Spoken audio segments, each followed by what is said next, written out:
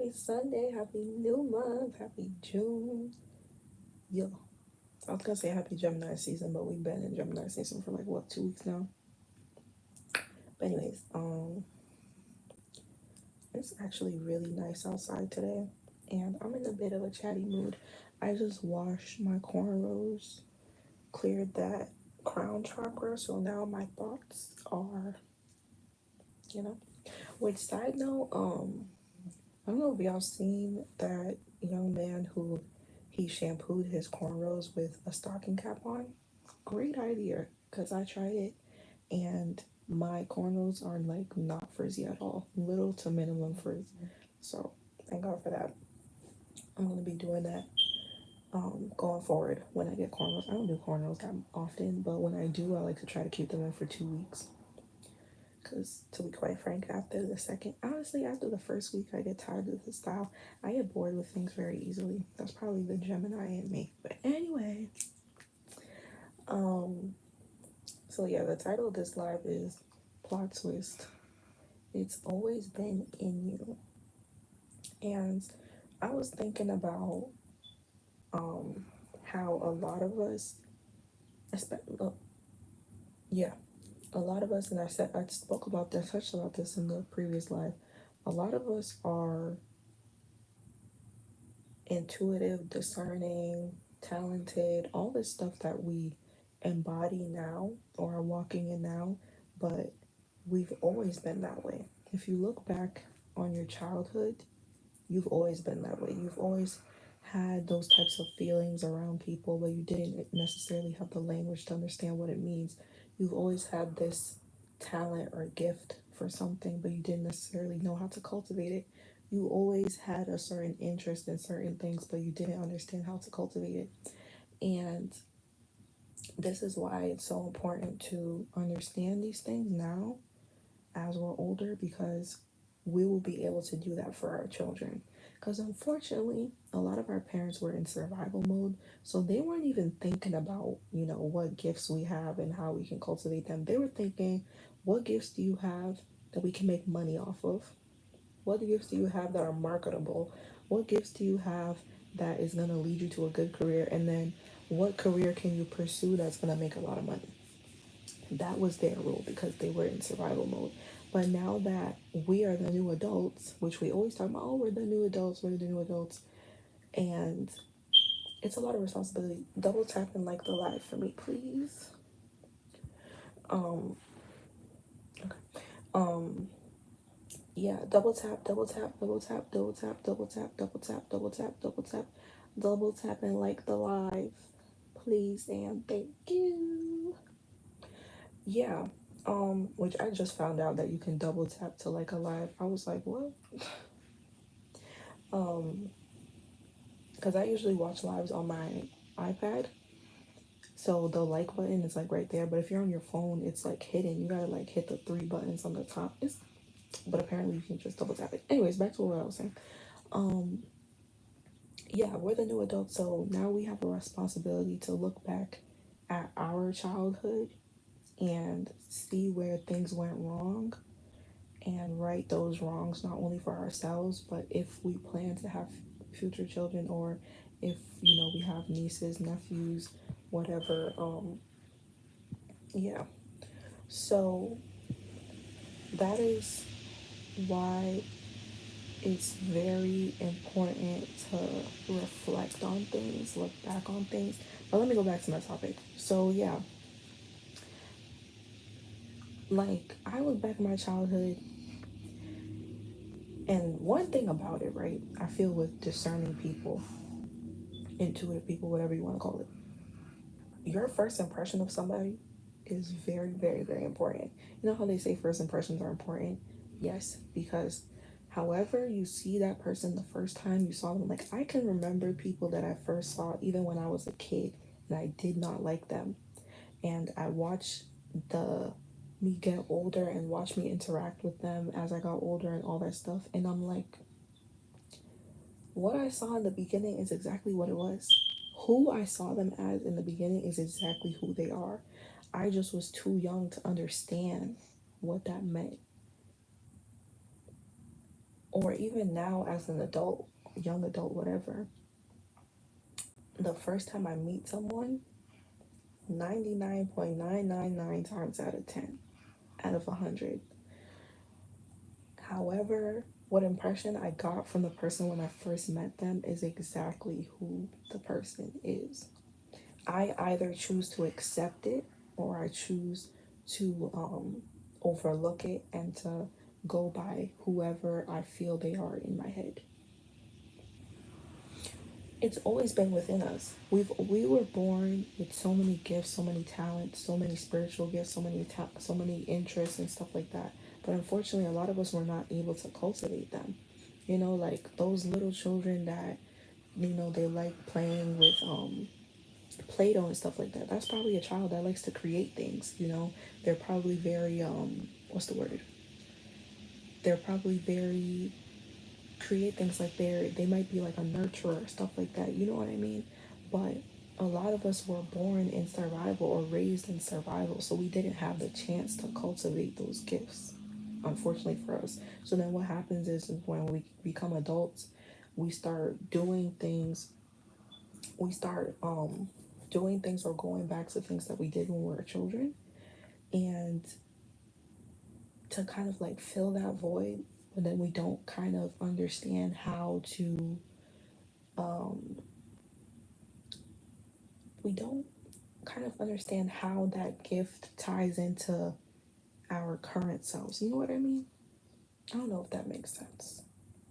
Because if a child like to like do like arts and crafts, like they love to paint, they love to draw, they love to um what's the word?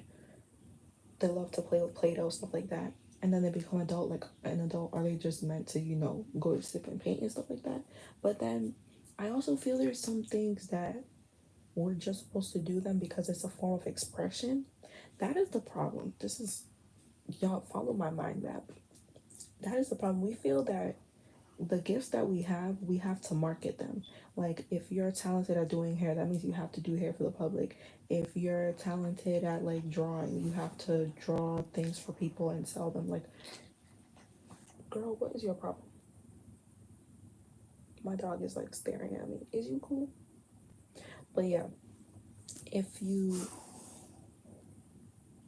like speaking of dogs, like a child who liked animals as a kid, they probably would get into something with like agriculture, farming, something like that when they get older because they've always had that gift. You know what I mean? Um, those gifts have always been in us and they always will be in us. Nobody can take them away from us. Realistically, nobody can take them away from us. We can only learn how to make them sharper, how to strengthen them. And that is one thing I feel with intuition and discernment that people kind of like, what's the word? People kind of struggle with, for lack of a better word. Girl, that people kind of struggle with because in order to build your discernment, this is my humble opinion, right? Take it or leave it. In order to build your discernment, you really have it's a muscle. You have to keep using it and keep trusting it and keep working it, and then it becomes stronger. Then you understand. Then you begin to understand because I feel like it's different for different people. God speaks to everybody in different ways, right? There's general ways that He speaks through people, but the meaning could be different. For example, if somebody sees 111, right? 111 usually means what's that mean? No, 1111, right? 1111 means like an upgrade is about to happen. Somebody else generally it means an upgrade is about to happen. It also means to trust your intuition, generally, right? But somebody else could see 1111 and to them their birthday is November 11th. So that's what it means to them and that has a specific meaning for them. You know what I mean? Like God has different meanings for different things. And in order to understand how God speaks to you individually, the only way you can understand the way God speaks to you individually is to like work on it, to keep practicing it. Because it's one of those things I feel no one can teach you, no one can give you like a step by step. And that's another thing. I'm really going like off topic with this. But am I really? No. I'm just letting the spirit lead. That's another thing that I feel is getting lost in the sauce. People want step by step guidelines. How do I become more intuitive? How do I become more talented? How do I hear God's verse? God's verse. How do I hear God's voice? There is no step by step that I can give anyone. I can't even tell you how I was able to sharpen my discernment, how I was able to sharpen my intuition, how I was able to strengthen my relationship with God. Because to be quite frank, I don't remember. All I know is I kept at it. All I know is I tried to follow the leadings of the Spirit. If you ask me, how do I follow the leadings of the Spirit? I can't tell you because it's an individual journey. It's within you. You have to seek it by yourself. It's not something that someone can really tell you how to do because I can only tell you how to do something from my perspective, how I understand things, how my brain processes things, but it might be different for you because it's not a general topic. It's an individual journey. You get what I mean? Like I can't teach somebody how to um it's just one of those things you can't, it's not really necessarily teachable. It's your own journey that you have to figure out by yourself. But I honestly feel, I'm going to be completely honest with y'all. Honestly, I feel like some people are lazy and they feel that some of these things are so far fetched for them. Like it's so far fetched for somebody to be able to hear God's voice all the time. And not necessarily his audible voice, but for to hear the promptings of the spirit. And I also feel that people, excuse me, I also feel that people limit the voice of God. They limit the voice of God to like a speaking voice, like the way I'm speaking to y'all right now. It's not, no. Like, God speaks through any and everything. This scarf on my head right now is speaking to somebody. These braids hanging out my scarf is speaking to somebody. This shirt speaks to somebody. My background, even the trees outside, the wind is blowing right now, it's speaking to me. God speaks through any and everything. I don't know if y'all just heard that. That was just a confirmation. Like, but we like to limit the voice of God to the Bible and to like the hearing, like as in like the audible voice of God. It's not, it's not, it's not. We have strayed so far. Sometimes I think about this stuff and honestly,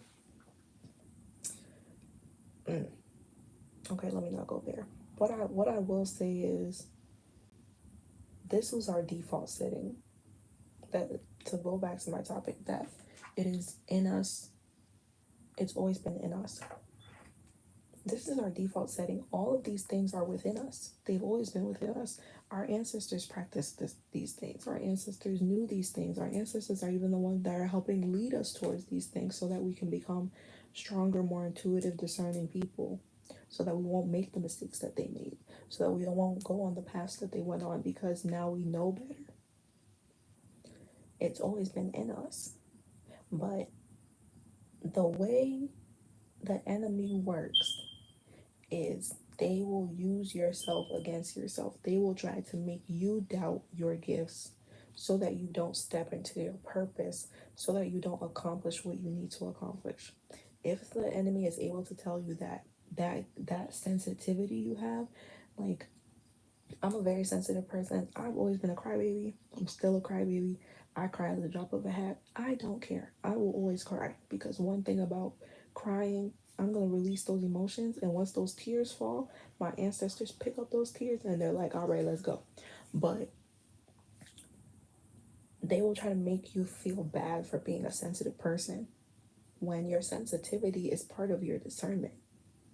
If I get around somebody and I start feeling anxious, I start feeling sad, I start feeling angry, I know that there's something about this person that me and this person's spirit just does not, it doesn't gel. There's something about this person that doesn't, I don't know what it is, but I don't like the way I feel around them. But the other part of it is we're either taught to suppress our emotions or we're taught to weaponize them, especially as women. I ain't gonna hold y'all. One thing about me, I'm gonna speak about women because I am a woman. I'm not gonna speak about the men necessarily because I'm not a man. We need to work on ourselves before we start looking outwardly. Women are taught to weaponize our emotions. Does it work? Absolutely. Because if I start crying right now in front of, especially in front of a man, they don't like to see that. They don't like that. So they're gonna try to do anything to make me stop crying. Is that good? No. Go back to what I was saying. Somebody who's emotional like that, they're probably very, very intuitive. Like I know someone, let me not even talk about that. But yeah, um, and all of that has always been within us. Those children that they cry a lot, are they really like just crying because for the sake of crying? No, they're probably highly intuitive and they're seeing and feeling things that they don't understand. But unfortunately, and the thing is too, that type of behavior, it's funny when children start exemplifying those behaviors because the parents tend to act like they don't know where that came from, when one of the parents was probably like that as well, but they were taught to suppress their emotions, so it just continues and continues. Meanwhile, that is why it's so important. Like, one thing I always preach on this channel is you gotta work on yourself, because as soon as you work on yourself, your environment changes, everything around you changes, your atmosphere changes, all that stuff. If I'm able to be in touch with my emotions, my discernment, all that stuff, when I have a child that's going to be the same, that's probably going to be the same way, then I can help them to work on their emotions and to understand that their emotions aren't a bad thing. Because that's what we're taught. We're taught that being angry, being anxious, all that stuff is a bad thing when it's not. So, yeah, that's my little word dump or whatever. It's always been in us. We've always had everything we need is already within us. Everything we want is already ours. And everything we have was destined to be ours. But it's always been within us. Always. Always, always, always, always, always. No matter what, it's always been within us. We just had to really tap in and learn how to connect with it on a deeper level. So yeah, y'all. And sometimes too it might take somebody to kind of unlock it. Like it's something that you didn't even realize that you really enjoy, but you meet somebody or you come across somebody who shows you that that is like an interest of yours, but it still was within you. You just needed somebody to help you bring it out. So, anyways, y'all, a little like reflection based off of what we just chatted about. I want y'all to like look back at your childhood and ask yourself what were your interests, and then make a list of your interests now and compare and contrast and see how you can reconcile that. Because if you go back to the source, which the source is your inner child, and you ask your inner child, what did you really interest in? They, like I said in my last life, your inner child knew that your future self needed this, or your future self is connected to this in some way, which is why they had an interest in it. So I'm gonna leave y'all with that. I hope y'all have a great Sunday. I love y'all. Besitos. Bye.